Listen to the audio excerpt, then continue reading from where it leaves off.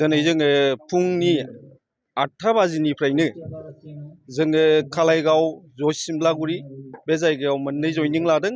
बेनि उनाव जोङो खोला सिंमारि बावहाय 62 जन जयनिं लादों आरो दिनै बावहाय जोङो नङाब्लाबो 250 जनसो जोङो दिनै जयनिं खालामगासिनो दं। मा दोलोनिफ्राय जयनिं जादों? दोलो हिसाबैथ' जोङो दिनै बावहाय नुनो मोनदों बांसिनै BPFनि आरो गुबुन गुबुन दोलोनिबो दं। दिनै जों बेखौ सोंनानै नायाखै, खिन्थु जोंनि BJP दोलोखौ मोजां मोननानै बिथांमोना गावसोरनि गोसो गोरबोजों फैनानै बिथांमोना जयनिं लाफैदों। बिनि थाखाय जोङो दतमा मण्डलनि जानानै रोजा रोजा साबायखर जासियो। जोंहा जोंनि ओनसोलनि सासे राफोद फालांगिरि एबा समाज सिबियारि मनरन्जन ब्रह्मखौ जोङो ओनसोलनि जानानै समाजनि जानानै जों बिजाथि हिसाबै जों फसंनो नागिरदों आरो बिथांखौ जों देरहाहोगोन। बे बयनिबो रायजो राजानि सिमां।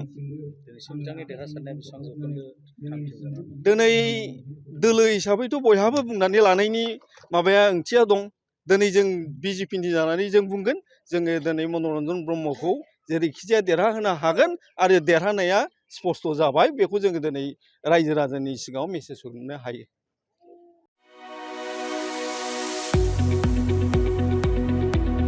गुनगोनां गोजौ सोलोंथाइ लानो गोसो गुदुं फरायसाफोरनि थाखाय गोजोनथाव खौरां। क'क्राझारनि बड'लेण्ड स्टार एकाडेमियाव फरायसाफोरनि मुं थिसननाया सोलिगासिनो।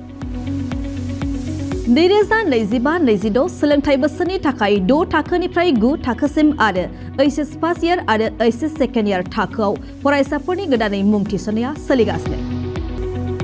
क'क्राझार सहरजों नांजाबनाय साहा फारसे साखाथि तितागुरियाव थानाय बड'लेण्ड स्टार एकाडेमि क'क्राझाराव बड' मिडियामनि 6 थाखोनिफ्राय 9 थाखोसिम साइन्स, आर्टस, कमार्स स्ट्रिमाव, बड' आरो इंलिश मिडियामाव HS फार्स्ट इयार आरो HS सेकेन्ड इयार थाखोआव फरायसाफोरनि गोदानै मुं थिसननाया दासान्दि सोलिगासिनो दं।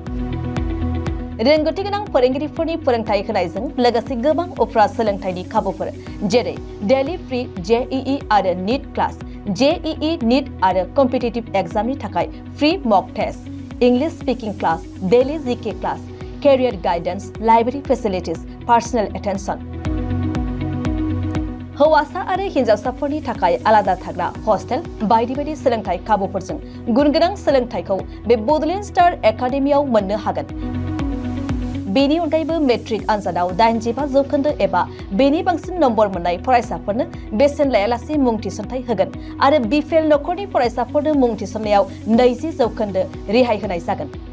अब्ला मानोथो गोबाव खालामनो, नोंथाङाबो गुनगोनां गोजौ सोलोंथाइ लानो थाखाय क'क्राझारनि बड'लेण्ड स्टार एकाडेमियाव मुं थिसननायनि खाबुखौ लादो।